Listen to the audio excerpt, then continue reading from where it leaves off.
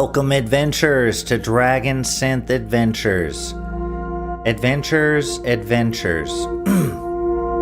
I'm Fornull, your guide through this enchanting realm where music and imagination collide. Tonight, we're embarking on a 2-hour journey filled with haunting melodies of Dragonsynth, the atmospheric waves of ambient sound, and the driving beats of techno, occasionally. Each track will transport us to distant lands where dragons soar and stars twinkle in the vast expanse of the cosmos. As we listen, you'll be treated to a stunning collection of fantasy and sci-fi art, each piece telling its own story and igniting our imaginations. From mystical forests to futuristic cities, let these visuals inspire your thoughts and your dreams. But this adventure isn't just about the music and art, it's about connection. I want to hear from you. Let's chat about anything that sparks your interest, be it the lore of your favorite fantasy series, the latest sci-fi films, or even mysteries of the universe. No topic is too eclectic for our gathering. So whether you're a seasoned traveler of these realms or a curious newcomer, newcomer? That's like a cucumber and a newcomer combined. I invite you to settle in, grab your favorite drink, and let the music guide us. Today we'll explore the depths of sound and the heights of imagination. Are you ready to unleash the dragons and embark on this magical journey? Let's dive in.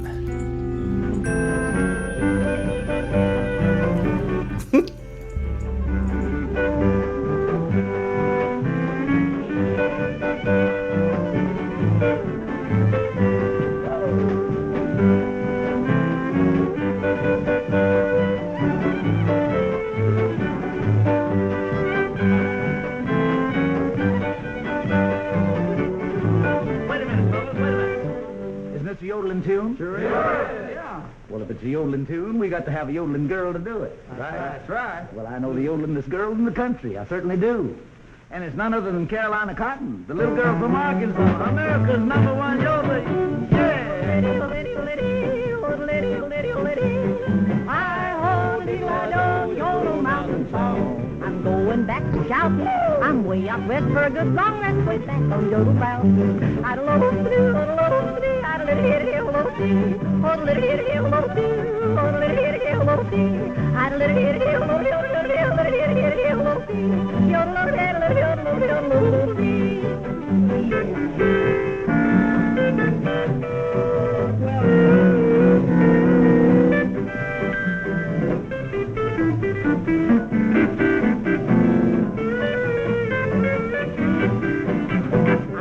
west for the little nest, way back on Yodel Mountain. When the sun fades o'er Green Mountain, play the stars I'm gonna be counting. I'll yodel all night to the moon in the sky, I'll really do some shouting. I'm way out west for a good long rest, way back on Yodel Mountain. I don't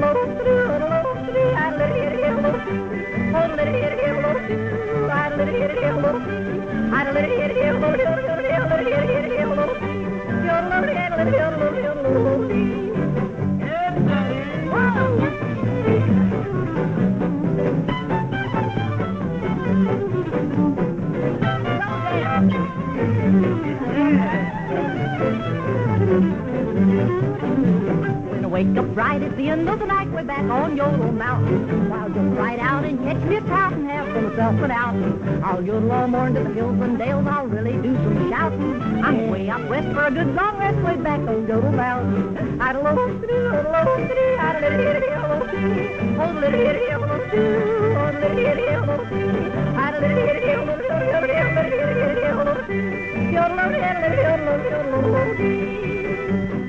I only like a Yodel Mountain song.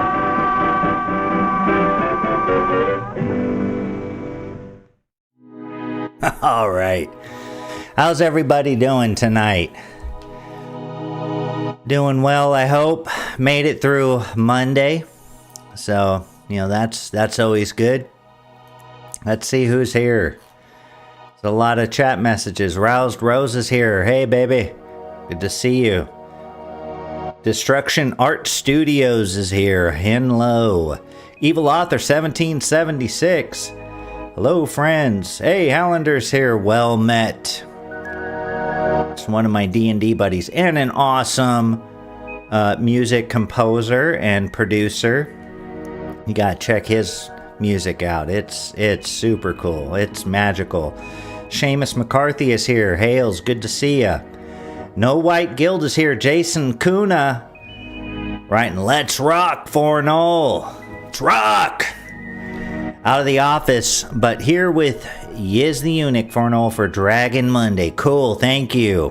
And this is Dragon Monday, where before this stream, you got Yiz the Eunuch with Discordant Dragons. And that's sort of like, if you've never seen it, it's kind of an interesting, well, it's very interesting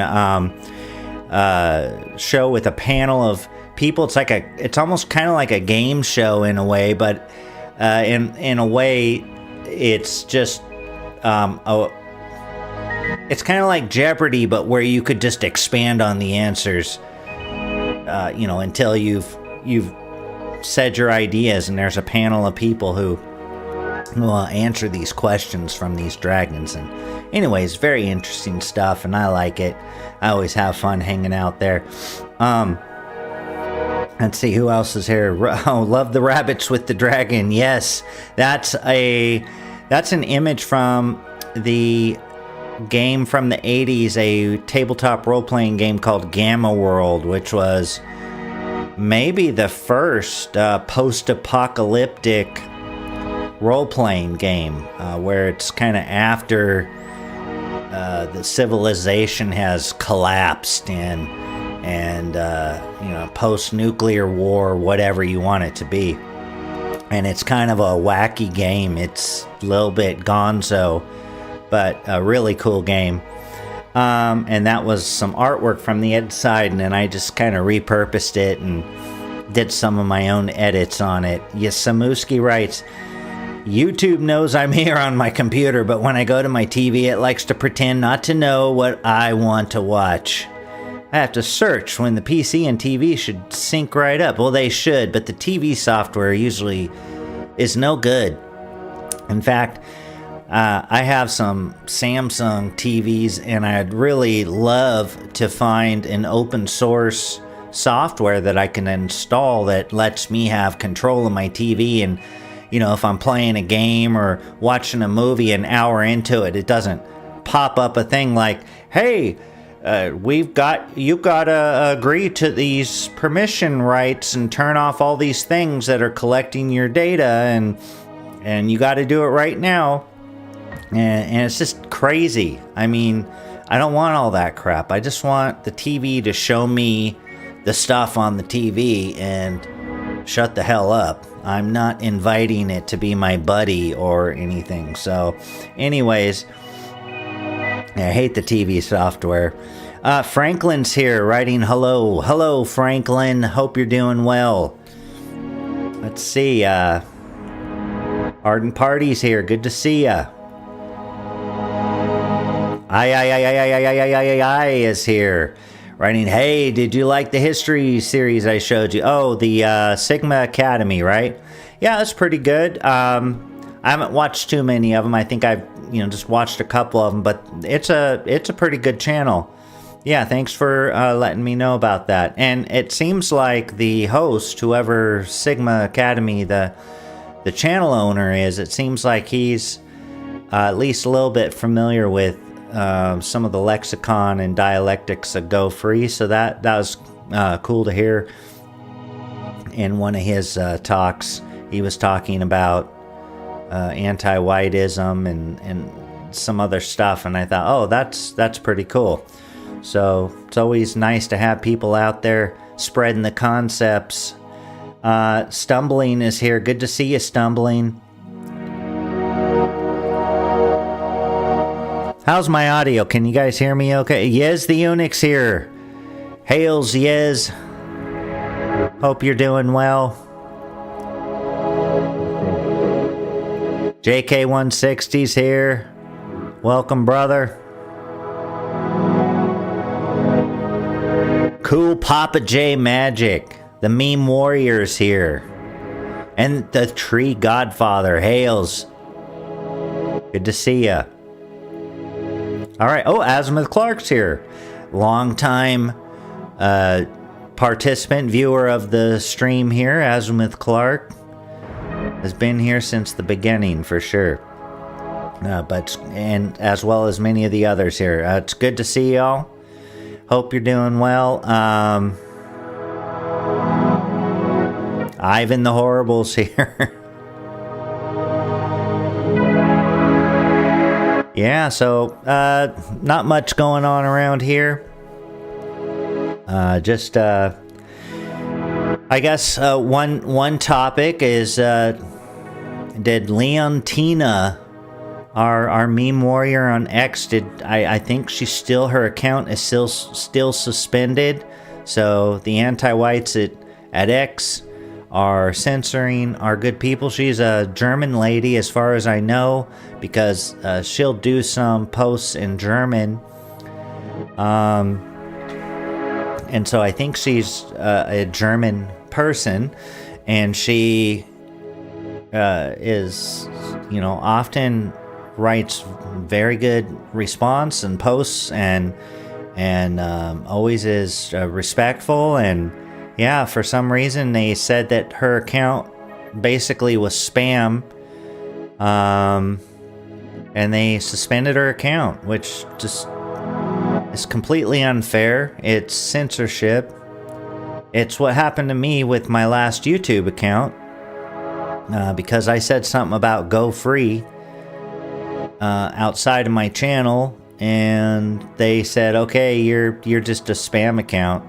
And when I had hundreds of hours of content, original content, they deleted all that. There was no way to recover any of it. So yeah, these censors, it's more than just not being able to access our account. They're stealing from us our time that we invested in building up our audience, all that. It's sickening. And it should not, someday, when we've recaptured our destiny, there should be laws about that they at least have to let us get our stuff back. They could keep the channel private if they want. I think that's wrong too, unless you've done something horrible. Obviously, I didn't do anything horrible. Leontina didn't do anything horrible, so the censorship is just ridiculous. Elon Musk, we all know he's anti-white. He might be for some of the he might hold some of the values we hold. He might have a place in his heart for some of Western kinds principles and the things we do, but he is anti-white as all hell. He totally backed Vivek Ramaswamy, who is a huge anti-white. So no wonder our stuff's getting removed there and de-emphasized is what they call it in the tech world. They don't want to see the word shadow ban. They don't want to see the word censored. They've always got their oxymorons to describe stuff, like friendly fire and all this other stuff. They de-emphasize. Anyways, Promethean Kitchen's here. Good to see ya. The Kingdom of Vinland is here. Good to see you, Kingdom of Vinland. Yeah, we have the coolest 07s. We have the coolest community for sure. Between the different, our little collection of different communities that are closely related. It's just the coolest people.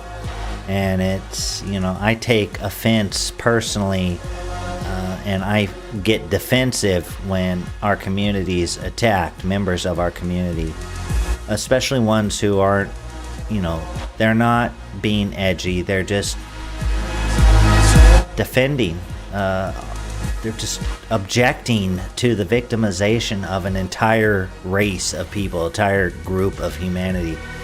And that's a violation of terms of service, I guess, for many places, or at least the big fat pigs who are in charge of canceling our accounts.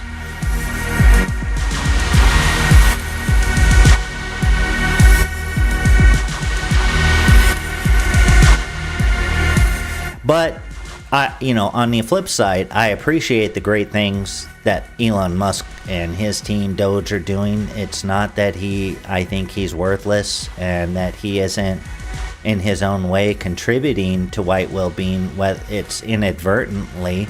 He doesn't think of it that way, I'm sure. Or if he does, he's very good at hiding it. I love all the good things he's doing with his team. Just like I love all the great things Trump's doing, the great things the vice president's doing, all these people, even if they are dumb and just falling into the anti-white narrative, all these people are contributing. They're not contributing in the most effective, powerful way they can, but at the very least, they are not just willfully destroying everything the white man made, as much as their opposition in politics. So I'm not saying they aren't doing it. It's better than what we had. So that's kind of like, okay, we can't rest on that. That's not an excuse to sit around like, oh, okay, we're good for the next 4 years. Not even. But at least it's some kind of like, okay. Check this out. My son made this song. Check it out. I'll let it go for a minute.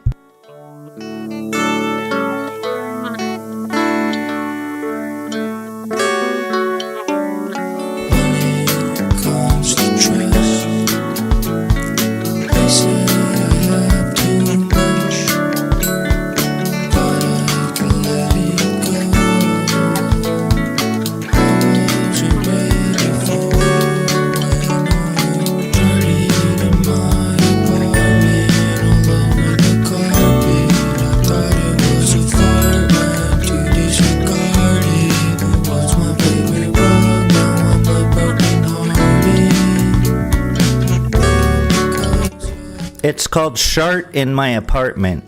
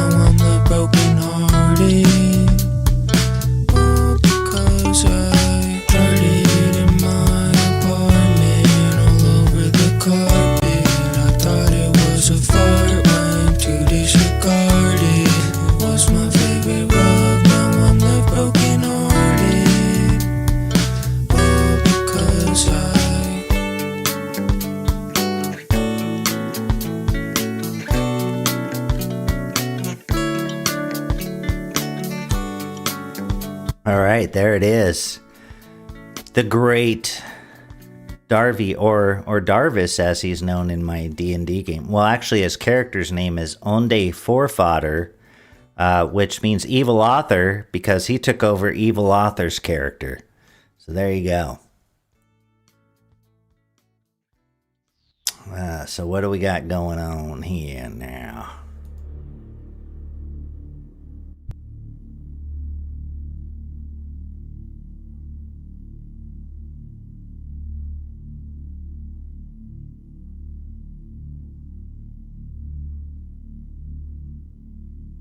Fornull, sweet ass video on your son's song.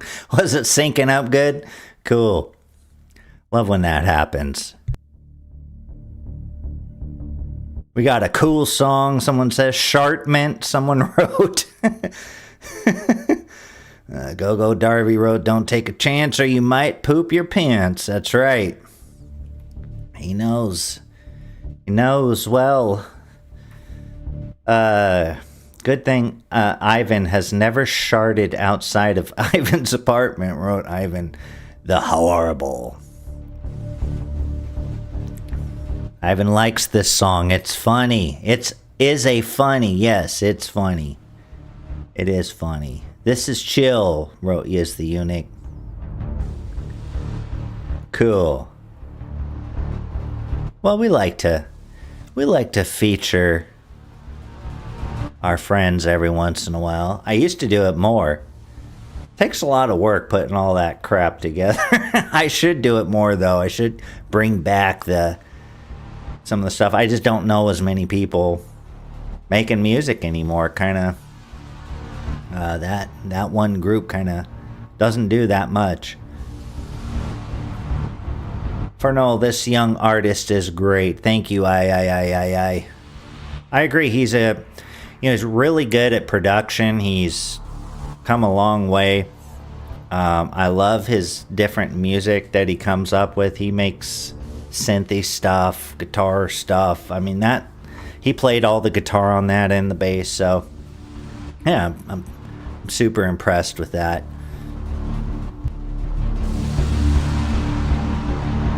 If you're wondering, this is just Welch's grape juice, sugar-free with no sweetener, so it's really bitter.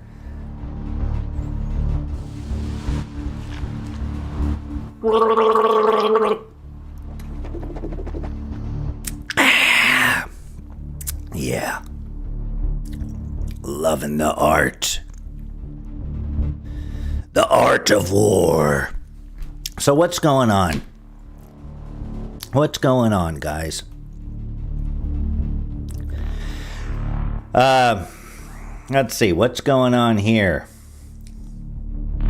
Well, it's been raining and hailing like crazy here. Or it did for a day. It's hailing a lot. I love that. I wish I should have got some footage of that. That would have been cool.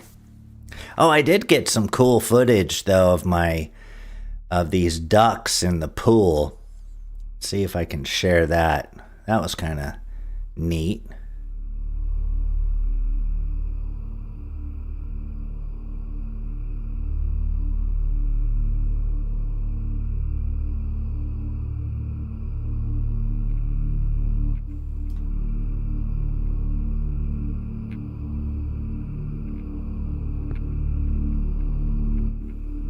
Ducks in the pool.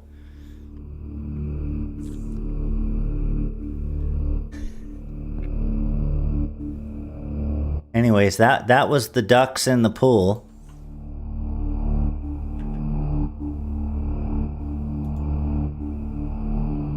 So that happened. And that's all I got.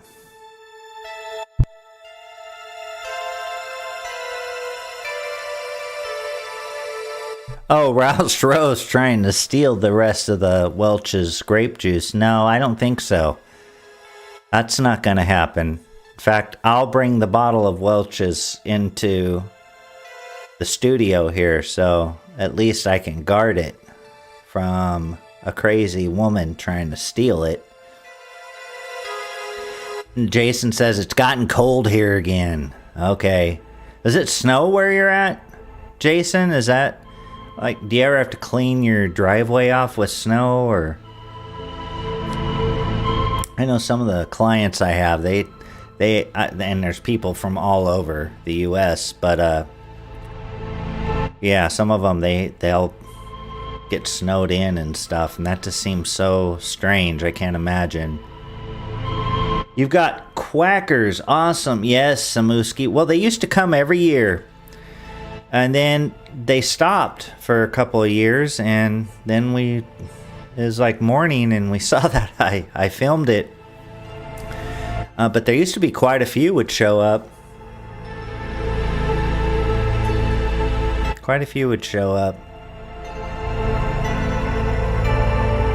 Yeah, birds are awesome. I love watching them. It's really interesting watching their behavior, how they interact with each other, how the different species of bird or subspecies interact with each other, the hierarchy, the different ways the males and females behave, the different ways the males and females look, their different calls for different situations, the different sounds they make under different contexts. I don't know, I just love watching all that kind of stuff and studying it. And I'll hear a sound out there sometimes. I'll hear a sound and it'll be a new bird sound, and I'll be thinking, okay, who's doing that? What is that? I've been here several years. Haven't heard that one before, and then I'll hear it for maybe a year or longer and not be able to figure it out, and then finally I'll see it do it, and I'll go, oh, that's that thing. Okay, the woodpecker, the flicker. The flickers make, they have two different sounds they make, or three sounds really. And one of them is this weird, like this kind of weird sound. It has a element to it I can't do it. And when I finally saw it doing that, I thought, oh, okay, that's the flicker. They also do another one that kind of sounds like the Cooper Hawk's call when the Cooper Hawk's hunting, and it's like a ee, ee, ee, ee. It makes a sound. It does something similar to that, and then it has another one. And then the scrub jays, we love the scrub jays here. And the scrub jays, their calls, when they're just flying, it's just this raspy, crazy, loud thing. It's piercing. And then they're getting friendly with me, so there'll be a couple of them sometimes, and I feed them peanuts. And when I'm feeding them peanuts, one might be kind of close, and if another one comes up, the other one here will go like, it does this weird rattle sound. It's like and that's not what it's like. It's different, but that's kind of the sound of it, and I'll do it to them sometimes, but then I figured, like, oh, maybe that, I don't know if that's a hey, or if it's, I'm not sure, but it seems to be like a friendly warning sort of thing. And then when they're close to me and they want me to know they're there, they want to say, hey, I'm here. So if you got some peanuts, Mr. Snack Man, you could, maybe hand over some of those things. And when they do that, it's kind of quiet. They just go like,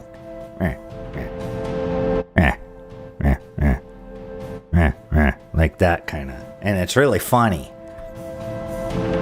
And so all the different birds have their different things like that, and I love that. I know that may seem boring, but just that aspect alone is really fun. Checking it out. You get the flickers here too. Okay, yeah, cool. Yeah, they got like a red patch kind of on their neck on the side, and their feathers are really neat. If you ever get some, they're really cool because the underside of their feathers are orange.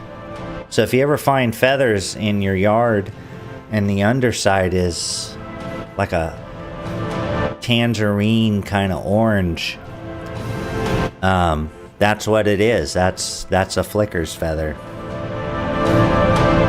Snackman was the worst Mega Man boss. I don't know. I played Mega Man and I didn't get very far.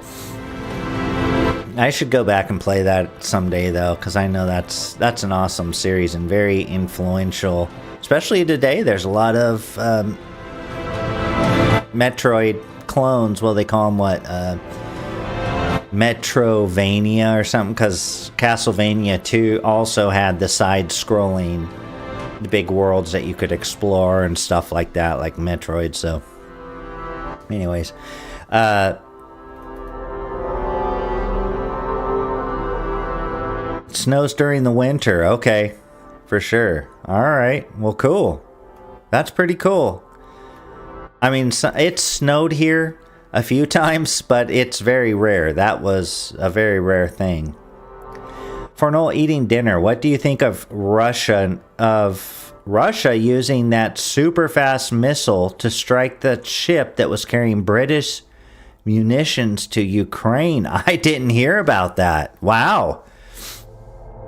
I'll have to look that up. That sounds kind of cool.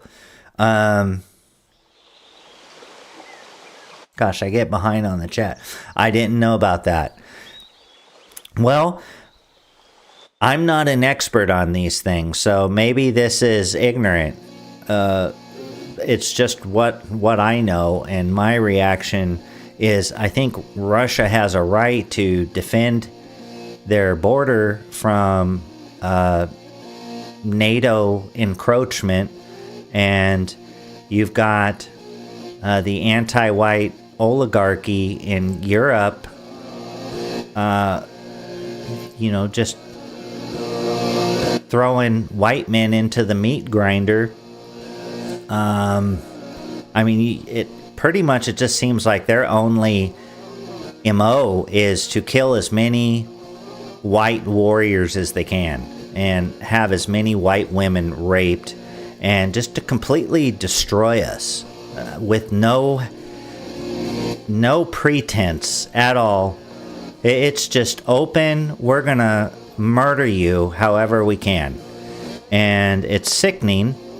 And if we, that's something that disgusts me about Trump, because if Trump were a true white well-being warrior, we would get our military and we would go liberate the people of Europe from this anti-white regime that rules it. It is terrible what they're undergoing. I think it's worse than it is here. It's bad here, not to lessen what the different things we've had to go through, but it's like on steroids over there just as much, I think, as South Africa. South Africa's a different setup, but what those people endure, it's just sickening. So I am not, as far as the British, I love the British people and all the peoples of Europe, the citizens that are, good people or just innocent people. I love all those people and I feel protective over all of them, but the leadership is completely corrupt, hates white people. And as much as I hate white soldiers being hurt in the conflict, I have no problem with Russia doing whatever it has to do to protect its interests. So, and that could be argued, did they have a right to do this or that? Well, from my understanding, there was a serious encroachment happening, and definitely through Ukraine, and it's like you can see it now. It's just out in the open. Ukraine is the funnel for it, from all over, from all the anti-white oligarchs. So, and it used to be from us too. So, yeah, good. I mean, terrible for lives lost, like I said. But as far as a piece on a board strategy, hey, if they had to do that, then I think that's good. And from what I know, that's good. I could be wrong, though. What do I know? You guys maybe hate that.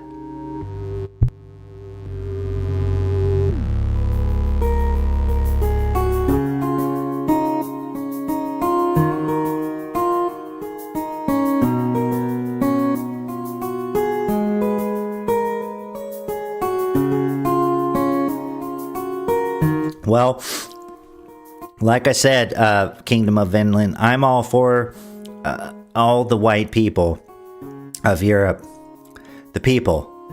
I think they're being lied to. They're being killed off.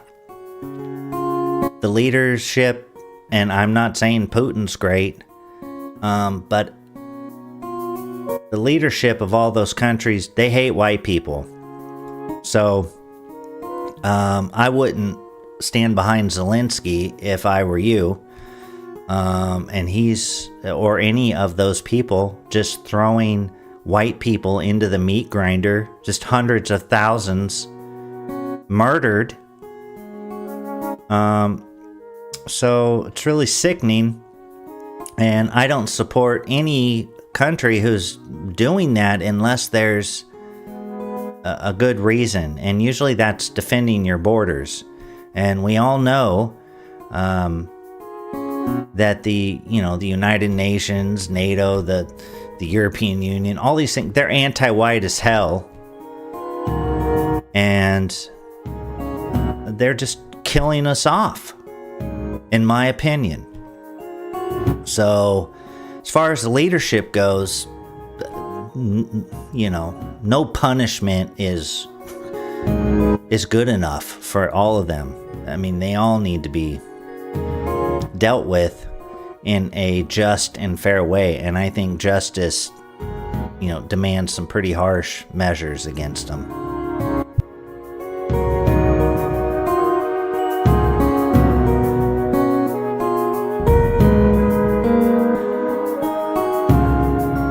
That grape juice.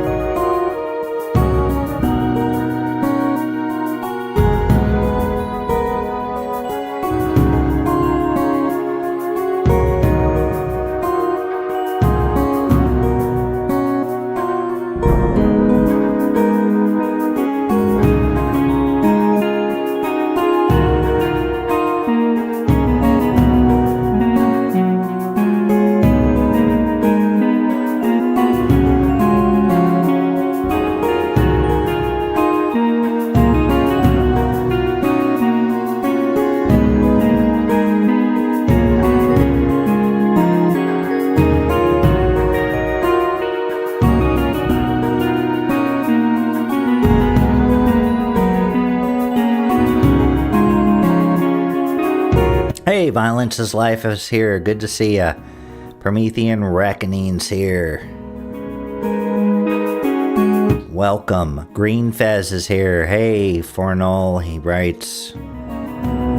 Or she writes, I don't know. Green Fez sounds male, but it could be female. I know Violence is Life is female.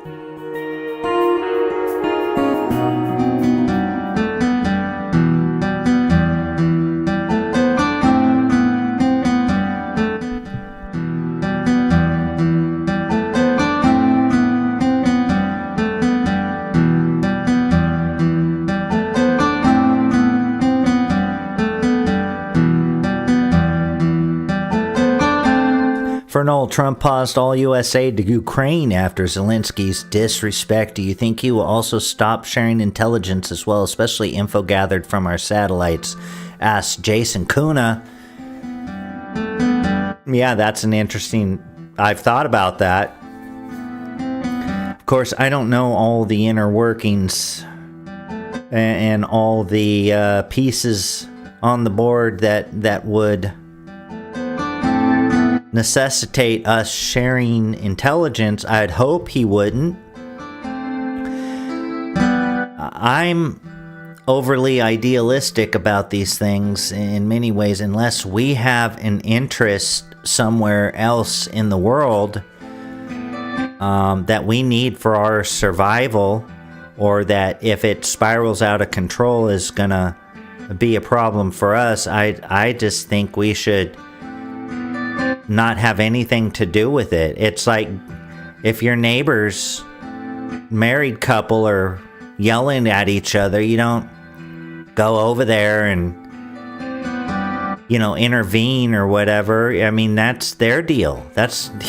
We got enough of our own problems without someone else's problems. So Israel, Ukraine, all that shit, I don't think we should be giving them anything. I don't think they should be giving us money like AIPAC and all this stuff. It's just ridiculous, and it's corrupt as hell. And they can go survive on their own without the U.S. taxpayer dollars, which none of us want this to happen, going all over the place, but where it's needed, which is, not going to the government in the first place.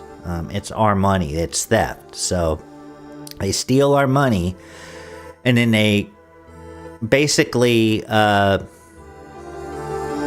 promote and fund global anti-whiteism, white erasure on a global scale, and it's sickening. And so my stance is we shouldn't share intelligence with anyone who's anti-white. And if we have a country who's even vague, just remotely white sympathetic, then, maybe we can team up with them a little bit. And just a little bit here and there, whatever. Otherwise, screw you. You're on your own.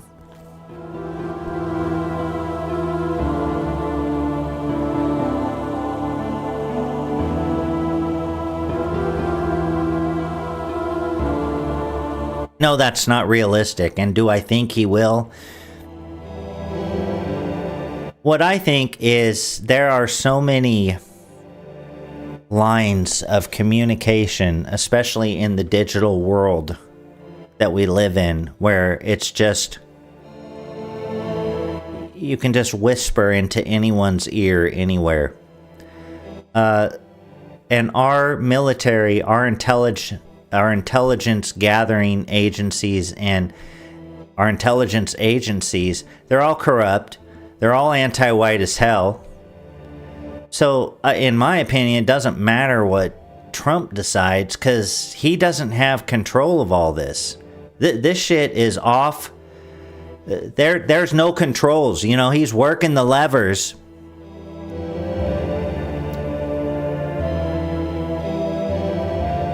He's working the levers and stuff, and it ain't doing shit. So it's just completely just this behemoth, in my opinion. My personal opinion. It's just this behemoth that's out of control. So he could say, don't do it. Unless he starts lining people up against the wall and doing public hangings and decapitations with the guillotine and whatever.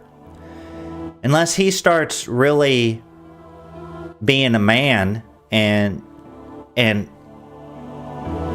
putting people on trial for treason, military tribunals, and just taking care of shit, which, he would need the support because they'd depose him, they would kill him. So he needs that base, something. And if he can't get it, then he can't do that. And so then all he can do is just kind of try and move it for the next guy who maybe can get it, or the guy after that, or whatever. So I don't know. It doesn't, in my opinion, and I'm not just trying to be cynical, but even if he does shut it off, it might cut off a few lines of communication, official lines. But just think of all the anti-whites at those agencies that could just leak information. So I don't know. I just don't know.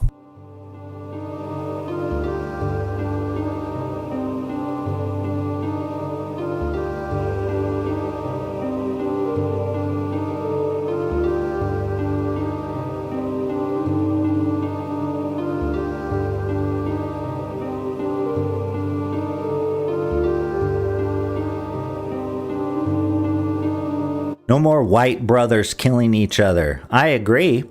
Hell yeah, no white guilt. You notice that we have to argue against brothers' wars because ethno-nationalism causes such wars. Right. Well, that's true. And as you've said so many times, we've all heard you say it, and many of us have echoed it, that we can, all the different flavors of Western kind, we don't want to lose those.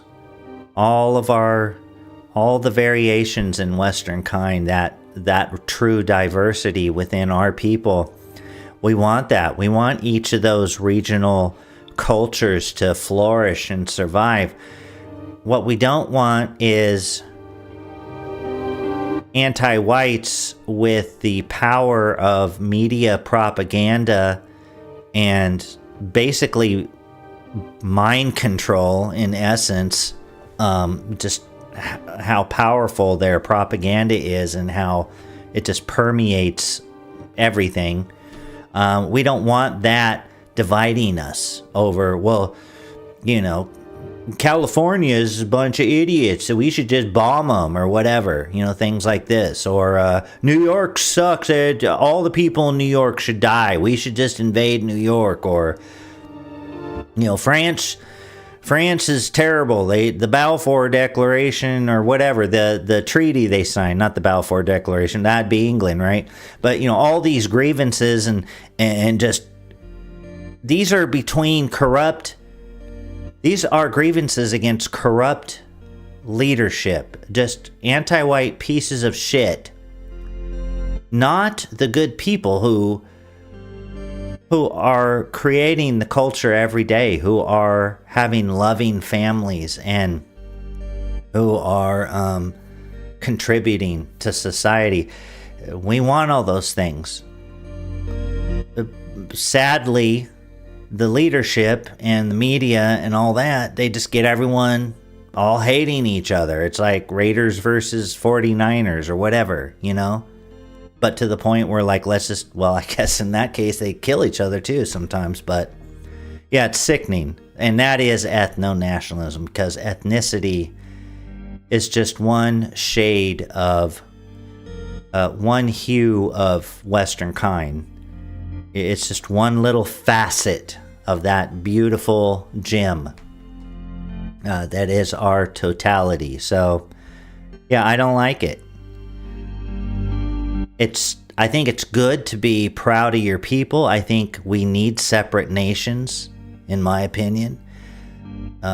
So in ethno-nationalism in that way, I support, because I want down to the province, down to the county, I want those people to have as much autonomy as they can and be able to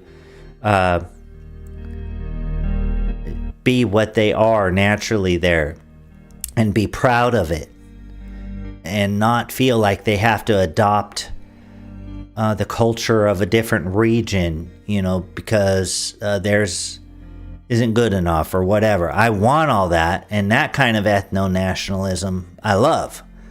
But when it comes to just ethno-nationalist rivalries of blood rivalries, well, if it's merited, if it's warranted, if there's an encroachment on another people's area that's not right, then of course you gotta defend yourself. Or, there's cases where I guess it's okay, but I would say there's no excuse for it right now, for sure, because we are being erased from existence from the planet, and we can't be fighting amongst ourselves while we're too stupid to defend our collective as a whole, I mean, we're just helping them. So it has to like be abolished, at least for a while. You know, if we were all over the planet, then maybe we can meet on the field of battle for some reason or the other. But I'd say right now, especially in an age of total war, where it's just war is insanity. It's crazy. No, absolutely.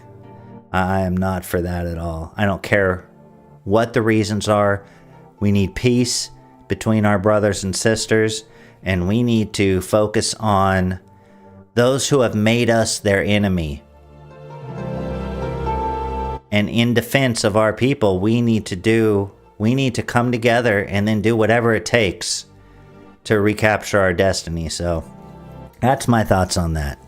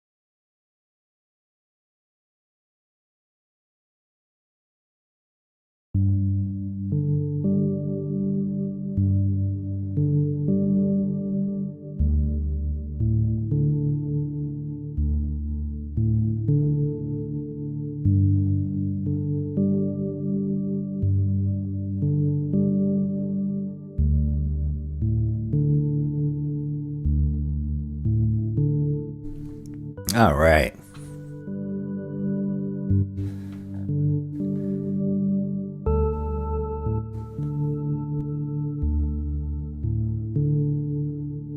You guys liking the music and the art and everything? Thought that last piece was pretty cool. I like this one too. It's calming.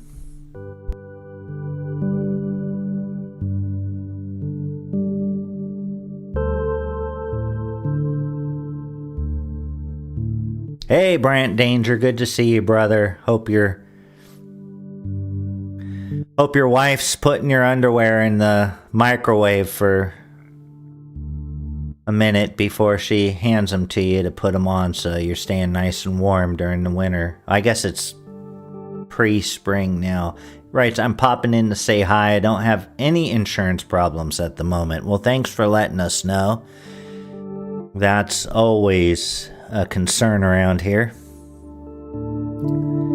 I personally try to avoid insurance of any kind.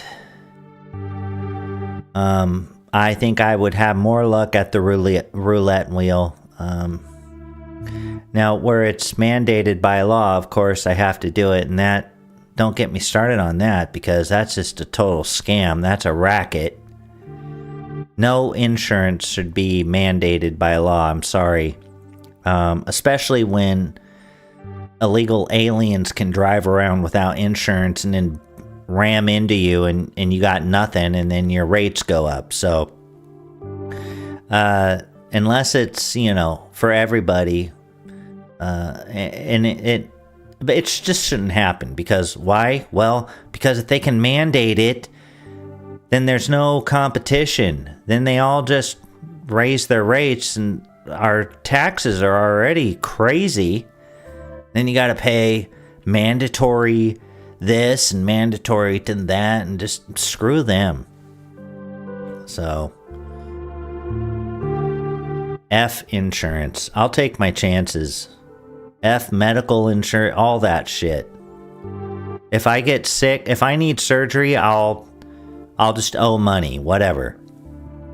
If I get sick, I'm not ever going to a doctor, that's for sure. Never gonna be put on any prescription drugs. Screw that. That is just bullshit, in my opinion. I hate doctors. Unless I need surgery. And to me, you only need a surgeon. We don't have physicians anymore. There's no more physicians. They're out there. But not like it used to be, where you had a good-hearted, ethical, knowledgeable physician. We have drug pushers. We have legal drug reps, essentially. So, and all the yeah, they're all corrupt. I hate them all. There are some that are good. These ones, I like a lot of these carnivore doctors, like the people at Rivero. That's a good organization, in my opinion. The Sean Baker, Ken Berry, those people.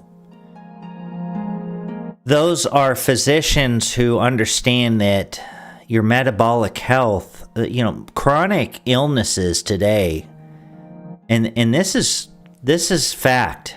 Okay, if you dig into it, you can find this isn't just loose correlation, epidemiology, whatever, I can't think of the word. But basically studies that aren't controlled, where they, take a population of people and then they change the data to come up with conclusions about things that are completely erroneous.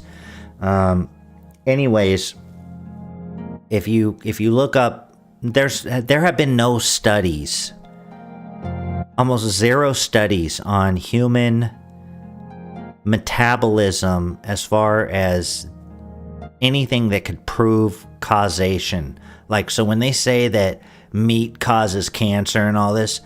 There is no study that proves that. I mean, you can say that, factual, 100%. That is irrefutable. What they have are studies on people, and then they manipulate the data to try and make it look a certain way, because big food is just as corrupt as big pharma. And they want to sell you their boxes of food, you know? So you should be eating one ingredient food. Anyways, these doctors, Ken Berry, Sean Baker, they teach some really important stuff, and that is all this chronic illness today that we have. You know, other than possibly conditions that are caused by vaccines or whatever, allegedly. Even depression, things like this, depression and all these chronic illnesses, these are all caused by your food. By what or it's not even food, okay? Let's face it. It's you know, air quotes food. It's poison. And so to me, a real physician, an honest physician who loves fixing things in people and helping people cure their own illnesses, they're going to ask you what you're eating. They're going to get you off of all the crap. They're going to wean you off all that. They're going to give you a diet that you can eat as much as you want and never get fat. You actually eat all you want and you lose fat.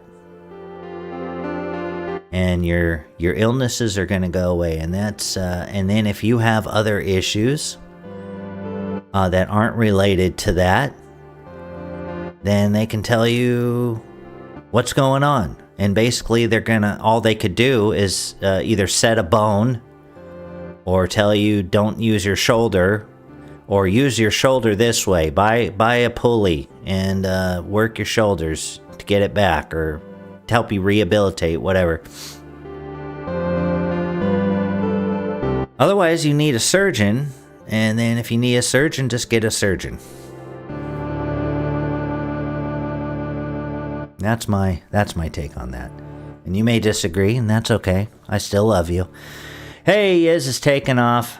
Thanks, Yiz, for hanging out. I'll see you next week. I'll see you next week, and thank you for all you do. Calendar says animal fat equals good, satiating.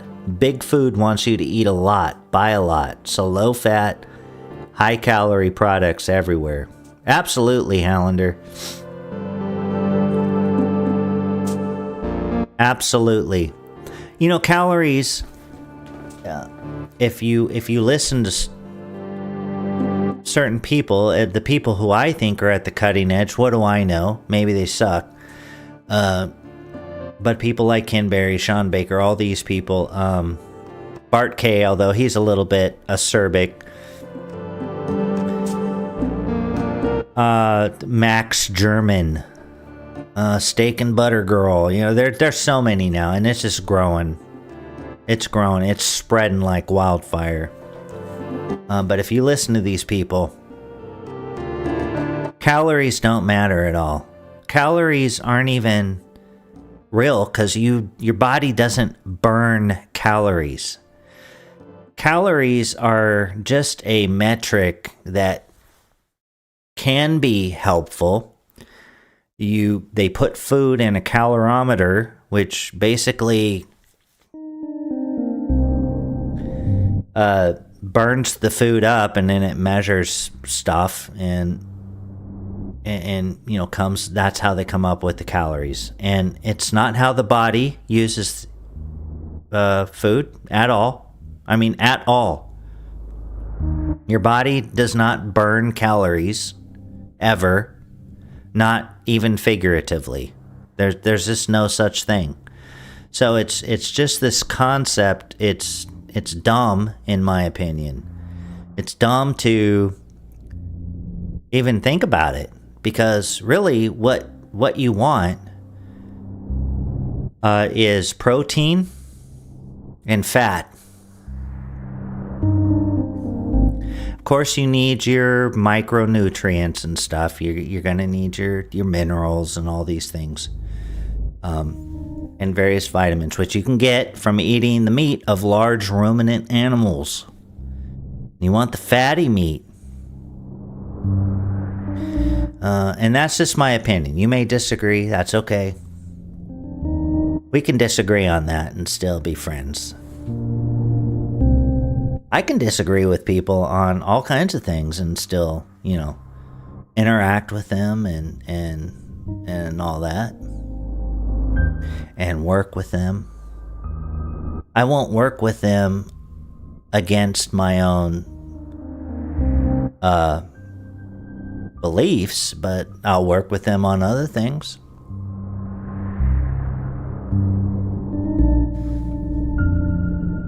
I think that's true tolerance. The anti-whites, the anti-white left, they use the word tolerance. They're extremely intolerant. They're intolerant of anything that isn't harming white civilization somehow.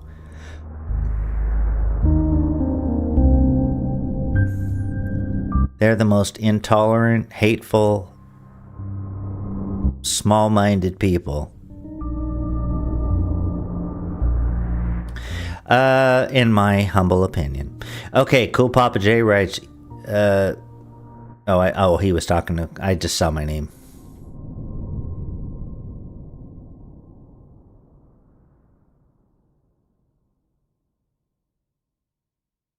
Pringles, yes.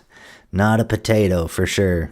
Pringles is just a chemical concoction. It might have potato flavoring and maybe small bits of potatoes.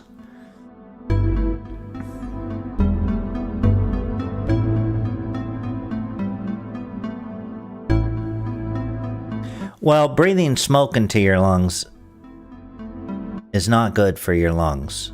I mean, that we know. Just because smoke, anything that isn't oxygen in your lungs is a pollutant. So, and that's just true. And how do we know this? Because maybe a little bit. I mean, because we've had fire probably for hundreds of thousands of years. And I'm sure we sat around the fire, and fires were in caves and wherever else. So, we might have some tolerance, some built-in mechanism. At least with wood smoke, the smoke from animals, things like this. So who knows? I don't know.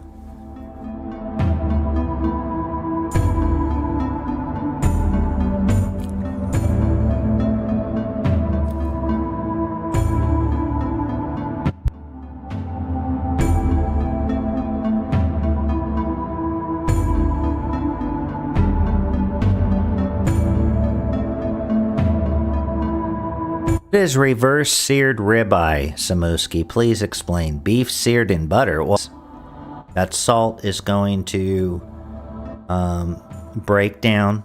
It's going to go in. It's going to break down some of the connective tissue there a little bit. Oh, did my stream die? Oh, no, we're still there. It's going to break down. Oh, okay. Good night, Hallander. Man, you're up late. Thanks for hanging out, brother. Good to see ya. Have a good one. A blessed evening to you and your family as well. But I salt brine it. And like I said, that's going to help make it more tender, essentially. And then I dry it off again. I mean, I really dry it off. And then That's it. I don't want any oil, nothing. If I'm using a cast iron skillet, I'm just gonna throw that thing right on it. And it can get as black as it wants. I don't care. I think that, and I could be wrong, and so don't listen to me if you have, or don't think I'm telling you this is absolutely 100% the truth, but I don't think blackened steak causes cancer, personally. And I've heard many credible medical doctors, clinic doctors who have had a practice for decades successfully say these same things. So for me, you just throw that sucker on and get it all crispy on one side, flip it over, crispy on the other, and rare to medium rare inside. There's people out there that just sear one side, sear the other, take it out at the inside, doesn't even have to be cooked. And if you get, decent steak, again, don't listen to me. This is just my opinion. I'm just some guy, but you don't really have to cook it that much.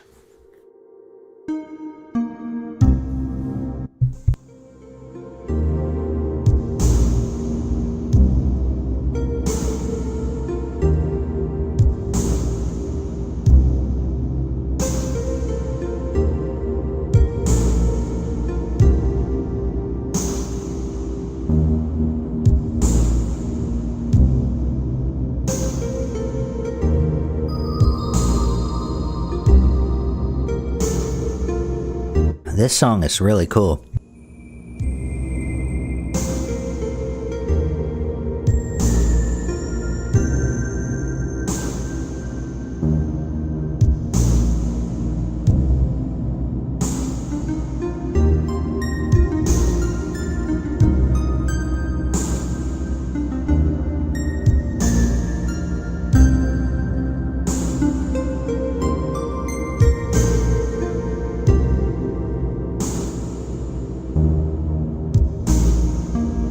Well, the more you overcook your steak, so if you do well done, you've cooked out a lot of the fat, and the fat is very important because especially if you're not on a plant-based diet, because that's where you're getting your energy from. When you're not just getting your sugar fix on carbs, all carbs, then you have to rely on fat. And so the more you cook your meat, if you're going to cook it that much, you're losing a bunch of stuff. And then what they say is if you really just want cooked meat, then drink the juice or make a gravy with it or something so that you're getting it back that way, because all that stuff in the pan is what you've lost. And when you don't cook it that much, however much that is, there's going to be a lot less juice in that pan, and it's in the meat.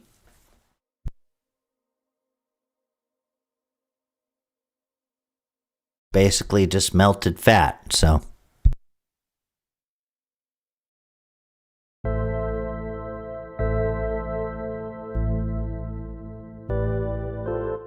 a black and blue steak, hell yeah,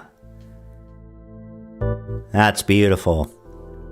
That means they're just blacking it on the outside, almost. Yeah, I mean, you want dark brown, some black crunchy edges there, here and there.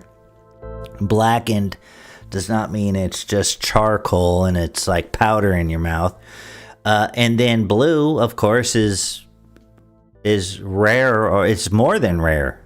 It's like rare. So it's blackened on the outside, blue on the inside. That's cool. Bet that was wonderful.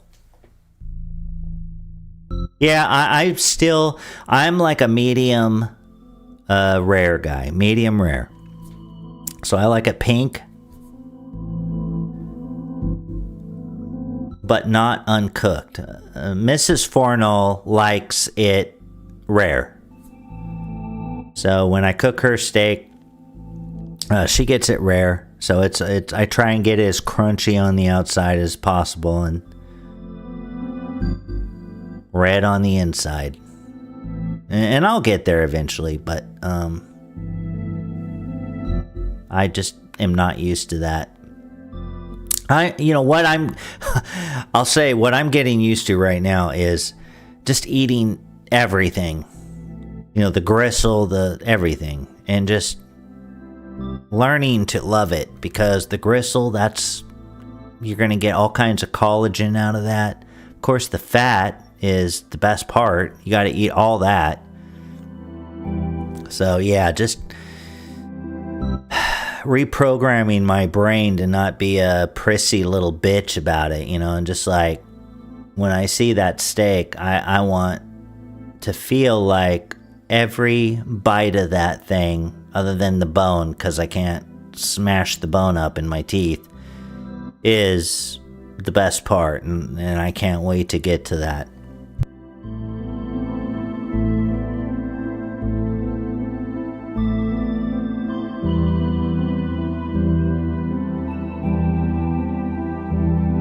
I just eat the cow while it's alive, says Cool Papa J. That's cool.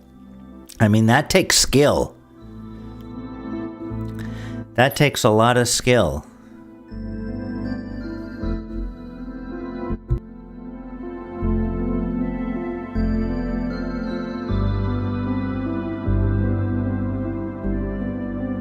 No, that's kind of sick. I am not into that. I know you're joking, but those like Japanese and stuff where they,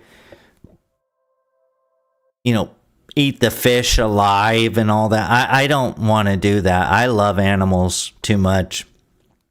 I don't love animals so much that I won't eat them, but I love them enough to not, and I know you're not saying this. You were just joking, Cool Papa J, but I love them. All of them, and I don't want them to suffer. So, however they kill them, I want it to be humane and quick. And I get nothing out of anyone suffering, especially innocent animals.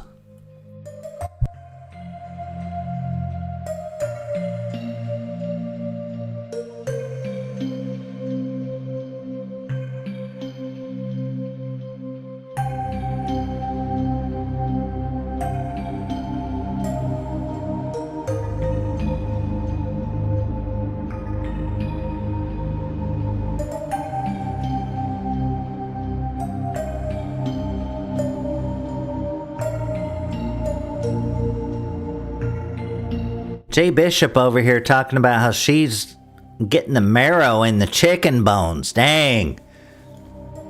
See, that's some good instincts. I remember when I was a kid, I only wanted the meat. Like if I got a hamburger, I didn't want any of the sauce. I didn't want pickles, none of that. I just wanted the bun and the meat. And then when I'd eat, I hated the vegetables. I just wanted the meat. So I had good instincts. I never sucked the marrow out of the bone like a wild woman, but maybe had I been encouraged properly, I might have developed that. The marrow's good, though. I know it is. For you. For humans. Ooh, look at that guy's cloak, his cape. That's neat. What is all that crazy stuff? It looks like Ultima, the old video game Ultima, some of those symbols. I mean, it's a pentagram, I know that. And I've heard a million theories, but pentagrams, from what I understand, all these symbols, they or many of them, come from us looking at the sky and noticing patterns in the sky. And as far as I can tell, the pentagram is Saturn, isn't it? Let me see. I'm remembering right. It's either Venus or Saturn.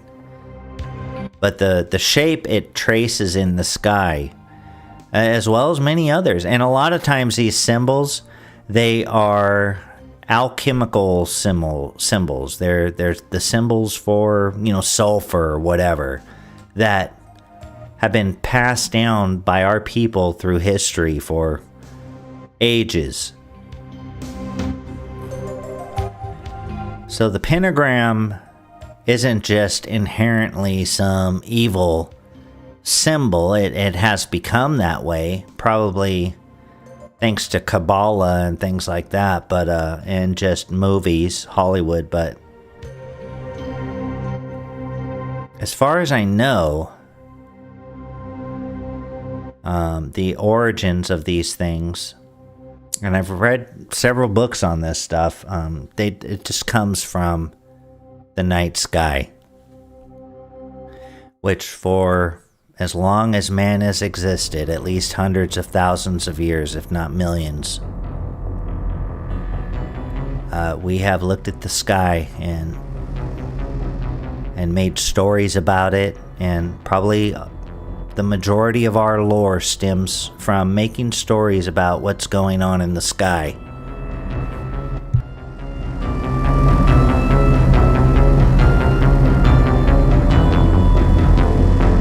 Brant Danger writes, Fornull, I would take my vegetables and hide them in a slot under the dining room table when my parents weren't looking. Awesome. I completely condone that. You were doing your body a favor. You knew. Don't eat your vegetables. And that's the last word on that for tonight. Just in case. In case we have some vegetable lovers out there, people whose livelihood depends on people buying vegetables. And here I am counter-signaling them. And it's nothing personal.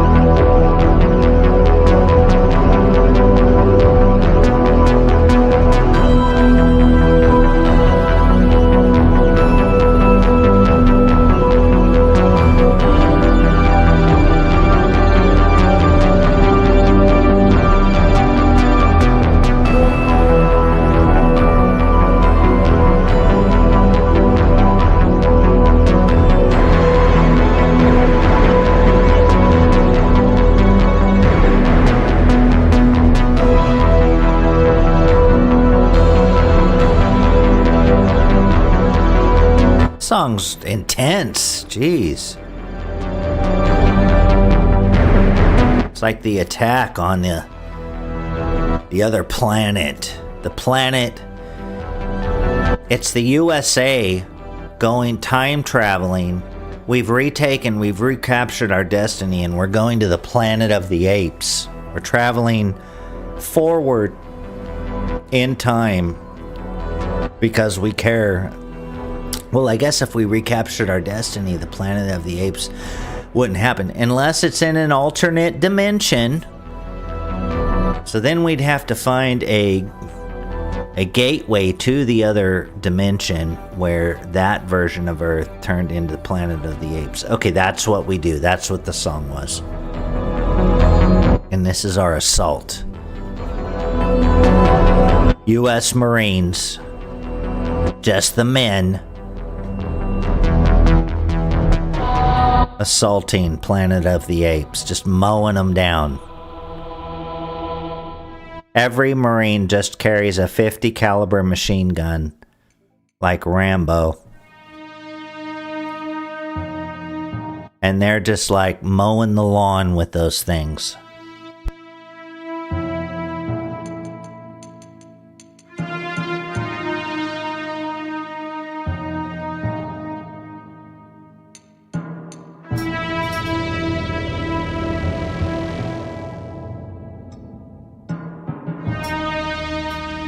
Next. Oh, I just skipped a good song. Not the one we were listening, but come on, let's get something fun. We've only got a half hour left. Let's ramp it up. We need to ramp it up, people. It's now or never. If I don't get some good music, it's over. The world. Nuclear war.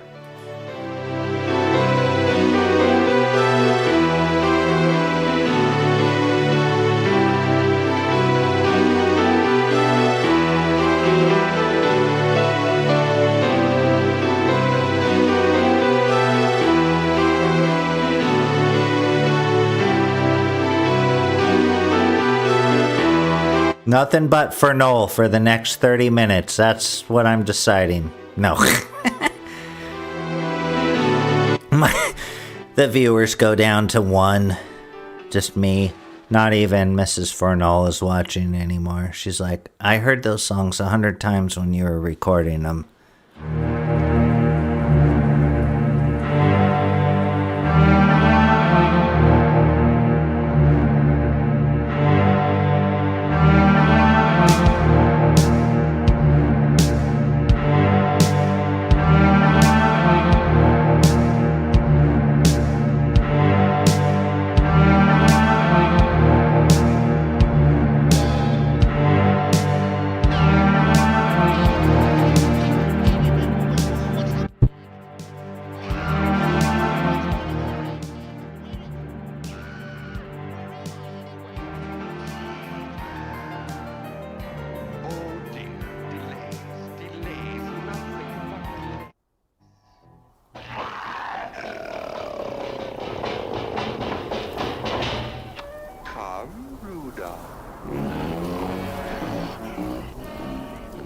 There is a rabbit loose in the castle, Ruda. Return him to me, and I shall reward you with a spider gula.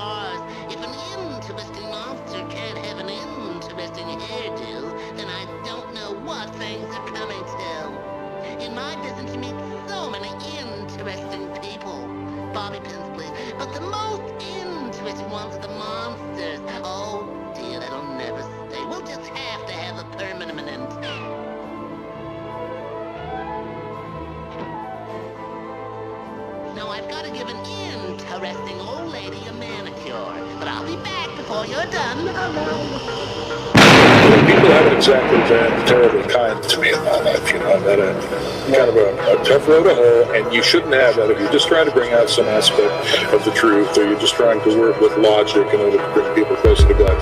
You should not have the kind of opposition that I've gotten here. And that kind of thing is discouraging. So after a while, you wonder, what am I doing this for? Why am I knocking myself out when you want all the rest of this? That's the reason. There is no alternative. You just have to do it. Right up until the bitter, stinking end, you need to fight against evil. And this fight never, ever ends.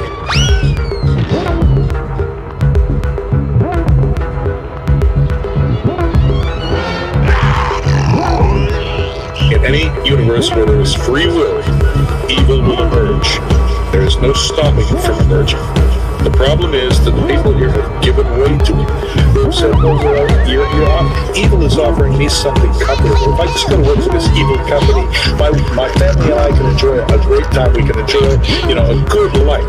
They're not bothering to think, down to the next couple of generations when that evil corporation might totally extinguish you and your family.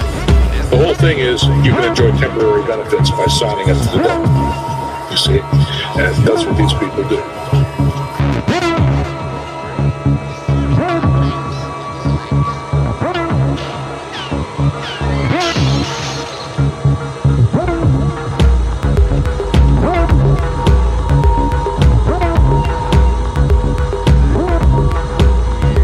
They don't really care about the next generation. Most of the people that operate this way say they care about their children, but really what they care about is themselves and the fact that they are happy with children. Children put them in a happy state, right? Make them superficially feel good. But they're not really thinking very far down the line. Well, what about when my children have children and their children have children, and can this whole thing keep running? That is not even a concern. They don't see that far ahead.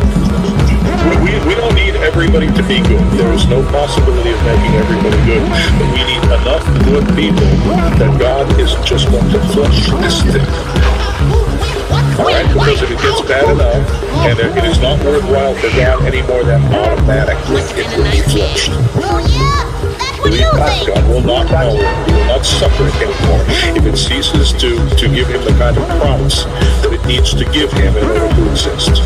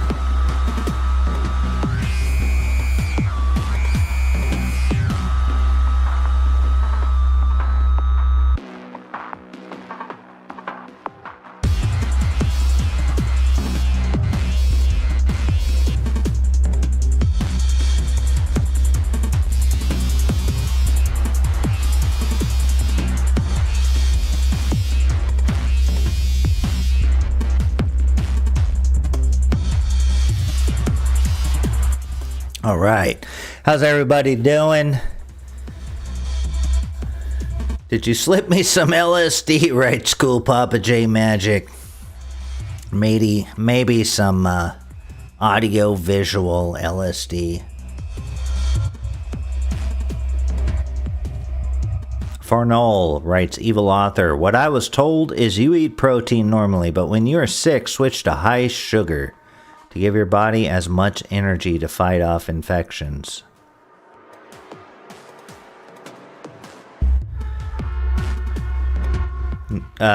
No white guilt, right? Okay, so we're waging war on the apes. Loving the energy, Fornull. Cool Papa J. Or you could stream all night. Sure, I'll stream all night then. No.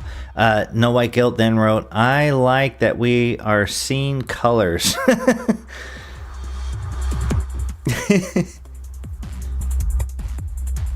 What the F is Ivan listening to? The whole show has been epic so far, brother Fornull. Thanks, Jason. I appreciate that. I'm trying to send him to the mental.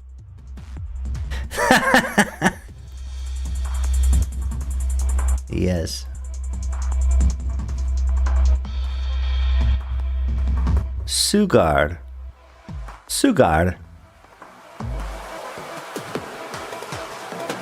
I am not a big fan of sugar.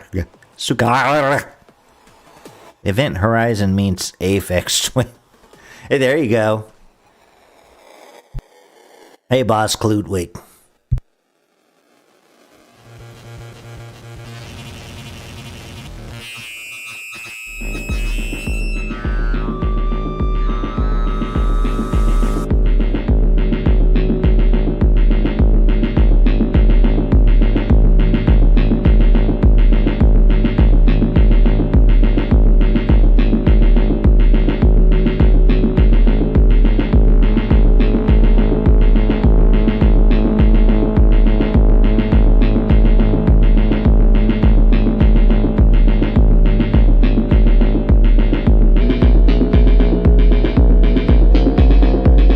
Whoa, what happened there? Something crazy's going on. Sorry.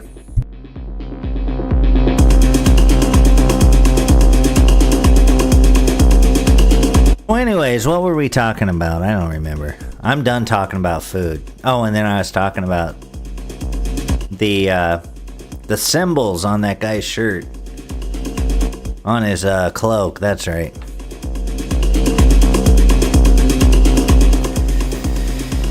Yes. And then the alchemical symbols, which you see all over these mystical, Kabbalah kind of based symbology, the magic and all that stuff. And you'll see Hebrew symbols. Lots of Hebrew characters. Astrological symbols. Probably more astrological than anything.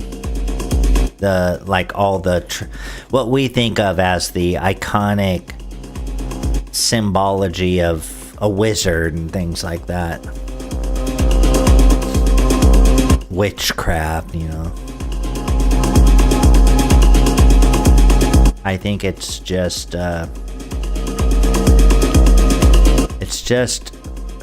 medieval and earlier for sure, astronomy and science and symbols they used for those things.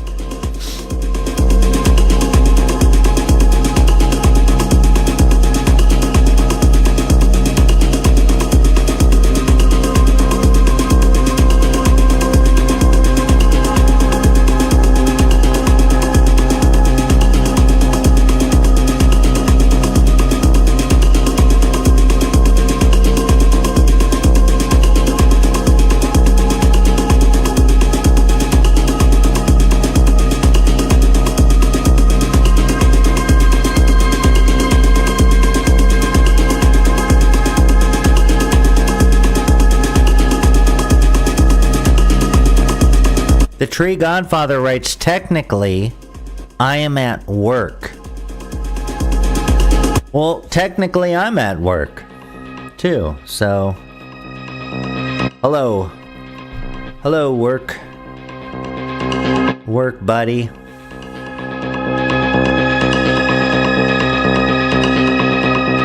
Fornull, you need to listen to the interview that maybe you meant I did, with Simply Sketchy on that guy's channel, because she talks, whose is? She talks about D&D for over 2 hours. Okay, maybe.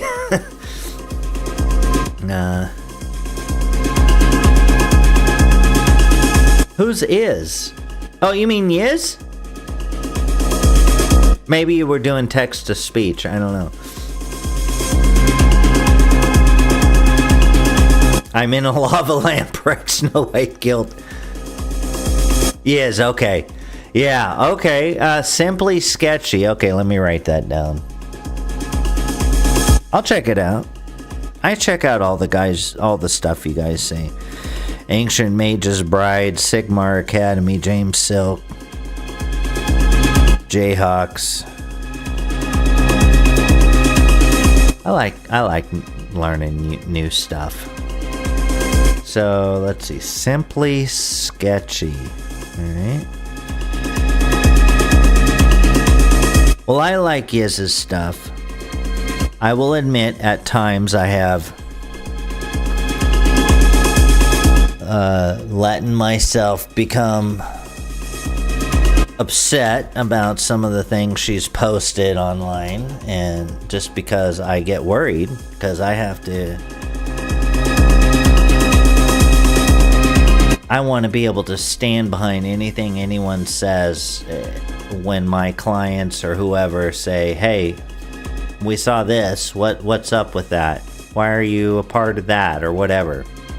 So I get a little sensitive sometimes, but sometimes too much, more than I probably should or need to be. So I think Yiz is totally Promethean and pristine and awesome, and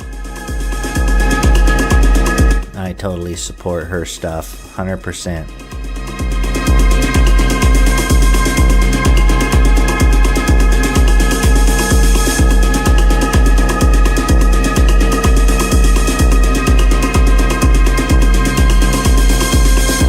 Oh, okay, you're in Connecticut.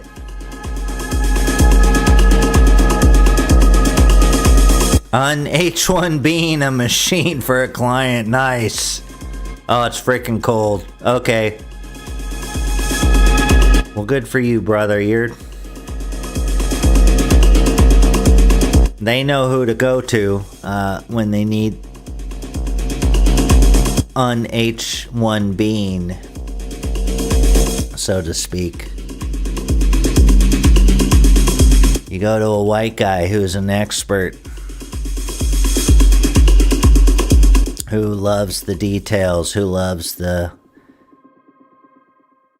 learning all the inner workings of whatever it is that they are mastering or have mastered and continuing to grow in their knowledge of. They need us.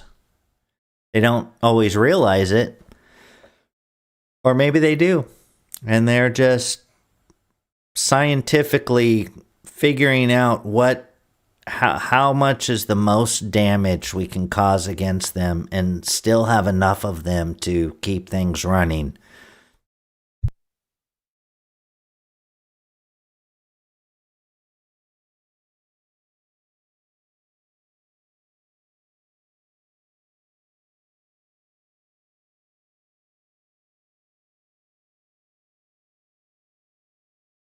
Oh, our music stopped. Shit. I forgot I was like manually piloting everything. Okay, let's go back to the autopilot.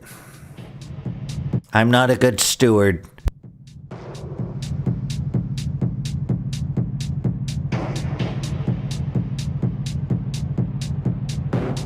The cat came in and totally just threw me off my game here, so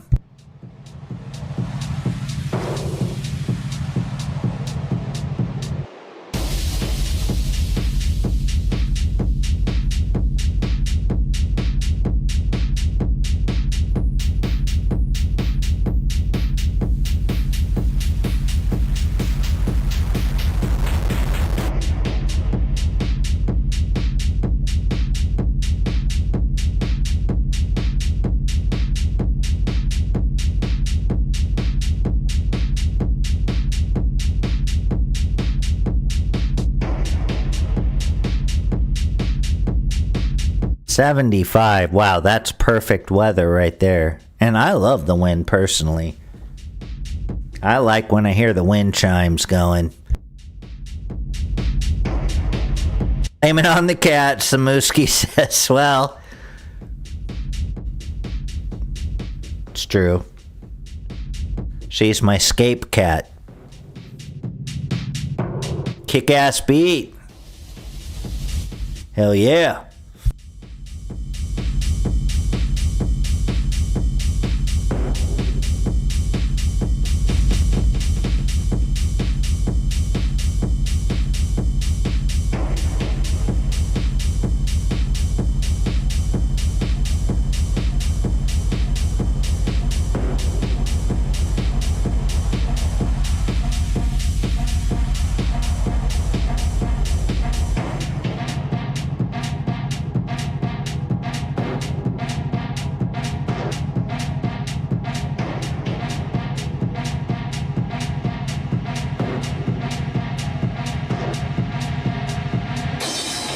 We sit in the sun, and wait.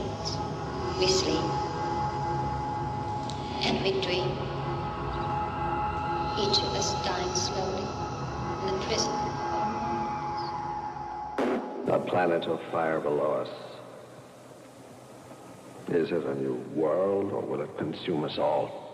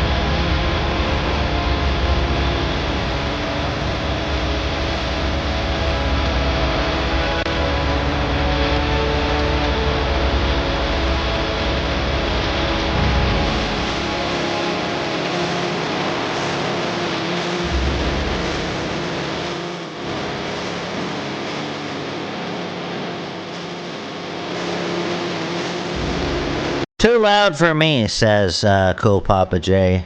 Blow your trumpets, Gabriel. Blow in your trumpets, Gabriel. Is that the sign before the 4 horsemen of the apocalypse? Do you guys know who the 4 horsemen of the apocalypse are? Not in real life.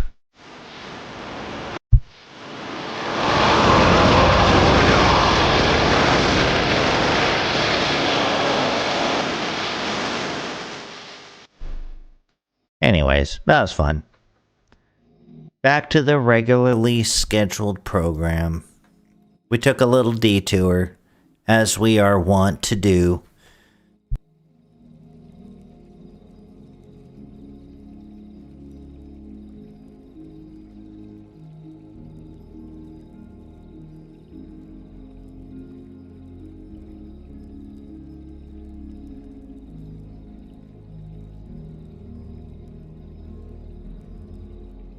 I don't have a whole lot to talk about tonight, so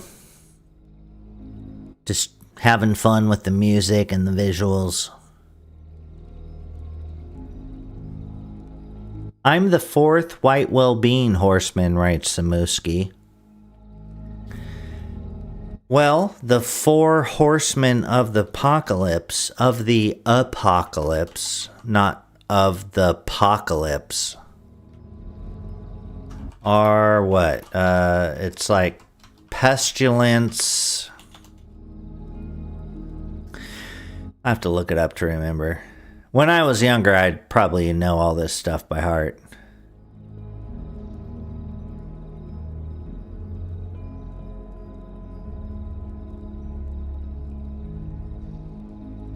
The white horse, or the white rider, from Revelation 6:1-2. Then I saw when the Lamb broke one of the seven seals. Isn't Revelations is some of the wildest shit you've ever read?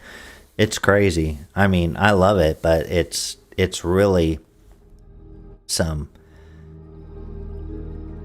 It's awesome, I think. Really cool stuff. But and I heard one of the four living creatures saying, as with a voice of thunder, "Come."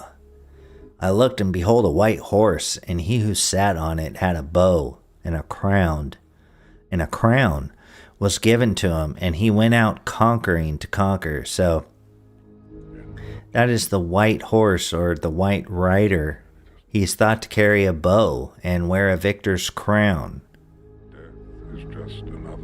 He is, according to Greeks, he is Zelos, the deity of conquest and glory.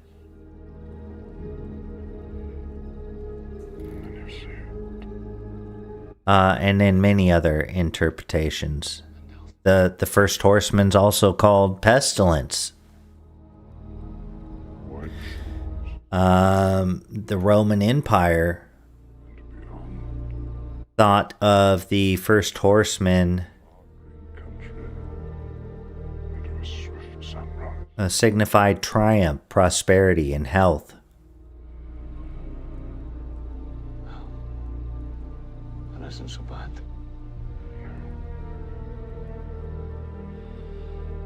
No, it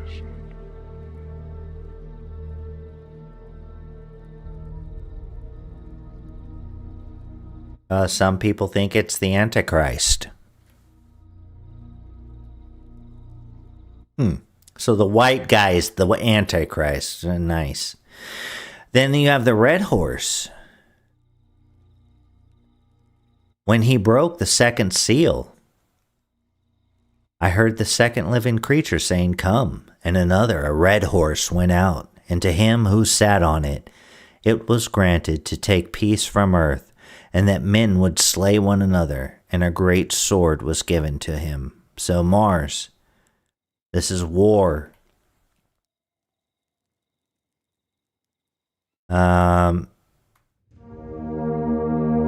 So the second horseman can represent war. It's on a red horse. And we know that Mars looks red from Earth, and it is red. The red planet. Then we have the third horse, the black horse. When he broke the third seal, I heard the third living creature saying, "Come." I looked, and behold, a black horse. Why do they say come? That's interesting, huh? So you've got these four horsemen of the apocalypse, and as the seals are broken one by one, their voices, like thunder, are saying, "Come." It's kind of interesting. Very apocalyptic. Not very creative, but yes, I know. It is though. It's the stuff that Black Sabbath was meant to write songs about. And he says, "I looked, and behold, a black horse, and he who sat on it had a pair of scales in his hand." So scales like measuring weight scales, measuring the comparison of one thing to another. And I heard something like a voice in the center of the 4 living creatures saying, "A quart of wheat for a denarius, and 3 quarts of barley for a denarius, but do no damage the oil and the wine. But do not damage the oil and the wine."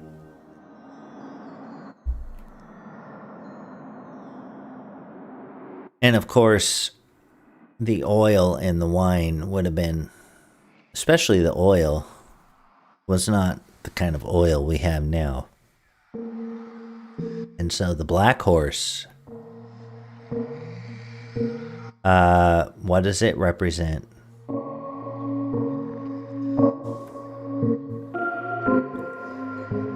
The third horseman holding the scales is justice, the scales of justice, say some.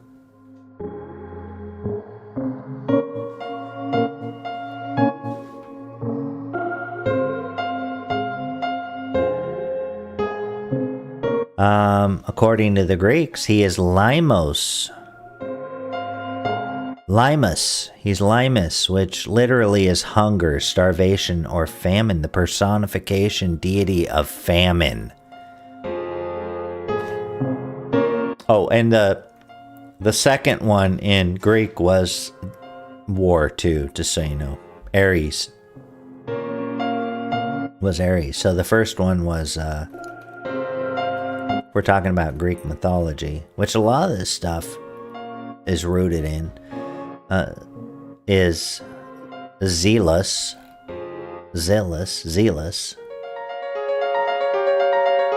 Okay, so then finally the fourth, the pale horse. And we know the pale horse, probably the most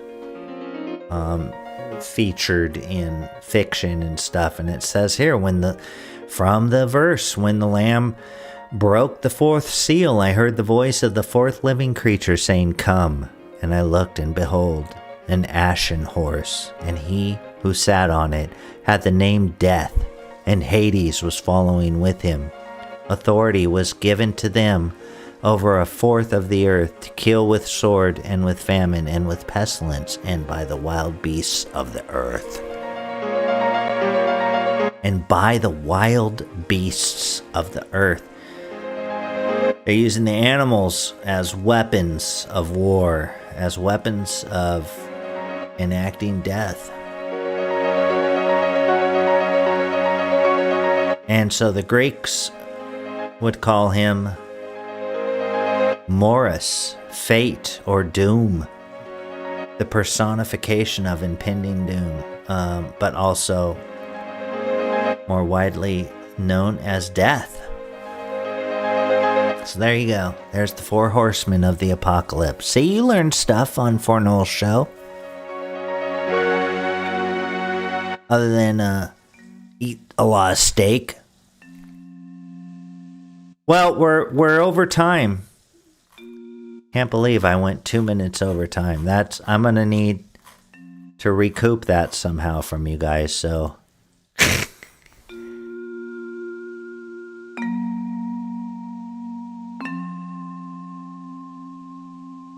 Fornull, you've got a real humdinger of a show going on here. I've got to take off and get unconscious now. Good night, Brant Danger, if I didn't catch you too late. I hope you have a great evening. Great sleep, sweet dreams, and all that stuff. I don't suck at life, wrote the 4 horsemen. White horse represents religious deception. Red horse represents war. Black horse represents famine. Pale horse represents pestilence. Okay. Cool. Very cool. It represents death, and in context, I mean the death of anti-whiteism. There you go. Maybe the oil is olive oil. Yes, unlike the oil of today. Anyways, you guys, thank you for hanging out. We filled up 2 hours with love and joy and wonder and community. So, anyways, have a good one. Thanks for hanging out with me. Hope you had fun. And we made it through Monday, so, the whole rest of the week, smooth sailing from here on out. So have a great rest of your week. All right, good night, everybody. See you next time. Dragonsynth, oh, adventures. Well, we're flying through the air on a synthesizer, baby.